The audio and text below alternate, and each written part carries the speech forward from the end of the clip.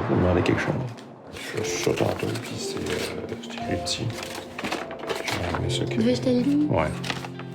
Avis aux locataires, avis d'éviction pour subdivision, agrandissement substantiel ou changement d'affectation de logement. C'est quoi, avis d'éviction?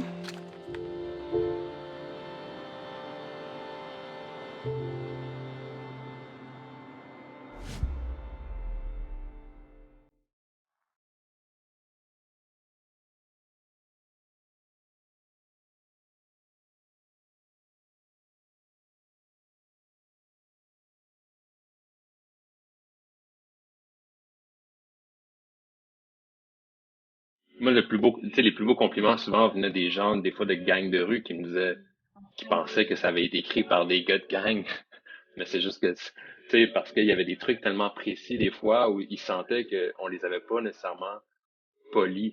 On les avait représentés comme ils se voient ou comme ils pensent qu'ils sont, ou à la limite, ça leur envoie une image d'eux qui était parfois choquante, mais qui était vraie.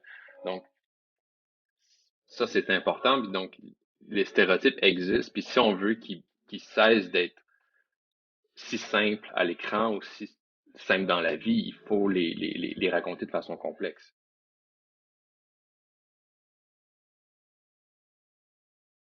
On voit les répercussions que mes choix de vie ont sur mon enfant, sur mon fils Eddie.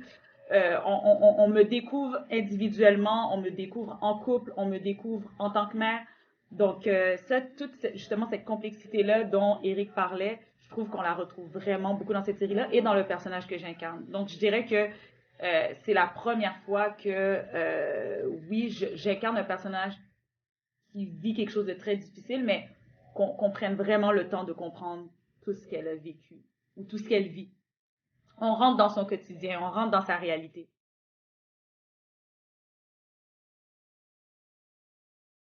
Moi, si tu me forces à raconter une histoire d'un gars qui travaille dans une shop au Saguenay, je peux pas le faire. Parce que j'ai pas grandi là, je peux pas le faire aussi bien que quelqu'un, je peux être sensible, mais d'où la pluralité des voix, autant féminines, LGBTQ ou autochtones, t'sais. L'idée, c'est juste de permettre à des gens de se raconter, puis là, ils vont se voir, ils vont vouloir participer à l'écran dans lequel ils se voient.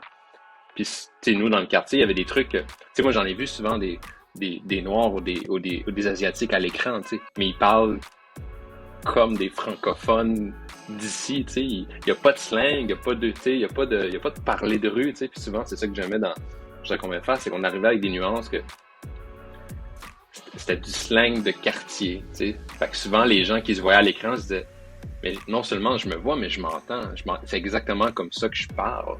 Ouais. Tu sais, puis nous, comme Québécois, mettons, d'Amérique du Nord, là, francophones, s'il y avait une gang qui est sensible à ça, c'est cet accent-là que nous, on a, que quand on entend, on se reconnaît. Tu sais, on se dit, c'est familier, c'est rassurant. Donc, c'est normal qu'en plus, dans des microcosmes de quartier,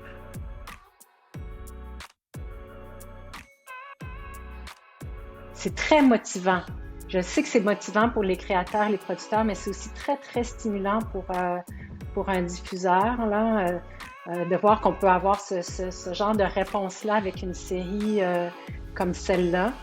Puis ça nous donne des ailes, ça nous donne l'envie de continuer dans cette lignée-là.